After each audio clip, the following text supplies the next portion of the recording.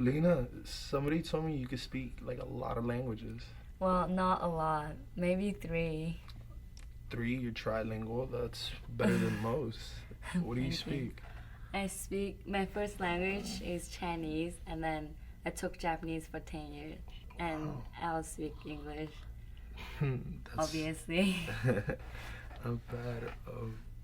Thank you. How old are you? I'm 18. You're 18. Wow, you're really gorgeous for 18. Thank you. Back in June 2023, I posted a video titled, "Why Self-Respecting Africans Learn Chinese Mandarin." Here are the highlights of the video. 你好，你还要一点咖啡吗？哦，好，谢谢。What's so funny? You're an American. Yeah? Where are you from? You speak English pretty well. You're a black man. Right, yes I am. Historically, the spread of English has accompanied the political and economic intentions of English-speaking nations, like Britain and America, to conquer other countries. Okay. You know what, let me see what you have first. Viewing the U.S. as an overreaching bully and recognizing the need for countervailing forces, China emerges as an obvious counterbalance that can check U.S. hegemony on its own.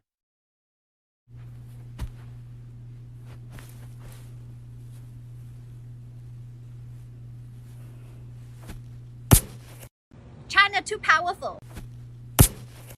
China too powerful. We're Asian. China too powerful. Africa's strengthening ties with China through diplomatic support at the UN, learning Mandarin purely for linguistic decolonization, and the supply of natural resources from the continent serve to reinforce this counterbalance. Let's play a game. You show me yours, I'll show you mine.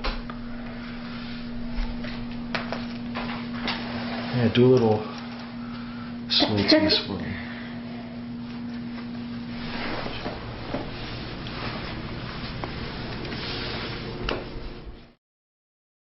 One comment, presumably from someone of European descent, stood out. It read, "Africans must realize that the Chinese disdain blacks as racially and culturally quite inferior. The Chinese are far more racist than European Americans by far." In response, I stated, "I suspect you deliberately missed the point. It is not a competition about who is more racist than the other. The video is about multipolarity and emancipating ourselves, that is Africans, from Western hegemony and neo-colonialism with the assistance of China. In short, we, Africans, are leveraging China's rise for our own strategic, or is it nefarious, ends.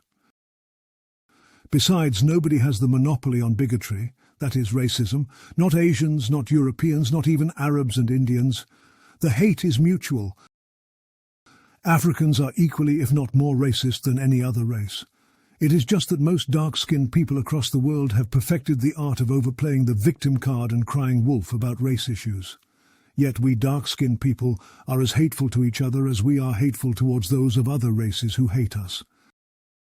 Who taught you to hate the texture of your hair? Who taught you to hate the color of your skin to such extent that you bleach to get like the white man?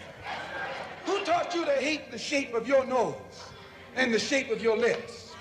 Who taught you to hate yourself from the top of your head to the soles of your feet?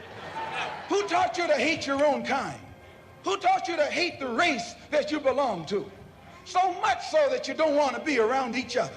No, before you come asking Mr. Muhammad, does he teach hate, you should ask yourself, who taught you to hate being what God gave you? Yes, we are a walking contradiction.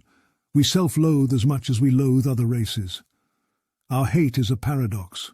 I say this as a self-aware, self-respecting, proud, dark-skinned person of pure African ancestry.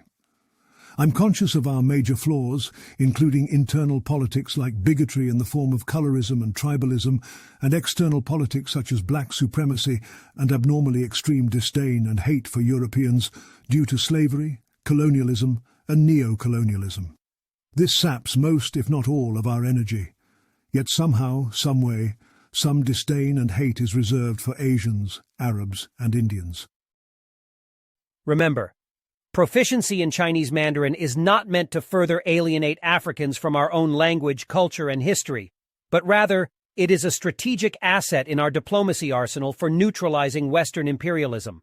Learning Chinese Mandarin represents a conscious effort by self-respecting Africans to assert their agency and play an active role in shaping their own destinies, rejecting a passive recipient status and positioning Africans as active contributors and decision-makers on the global stage. For as long as the East, that is China, and the West, that is USA, are at loggerheads, the global South, especially Africa, has a fighting chance to emancipate itself from neo-colonialism. Remember, where Africa lacks militarily, it makes up for in diplomacy and linguistic decolonization. Where Africa lacks technologically, it makes up for in natural resources. In conclusion, the pursuit of multipolarity should not be seen solely as an outright rejection of the West, but also as an endeavor to foster a more balanced global order that respects the sovereignty and aspirations of all nations while challenging the dominance of any single power.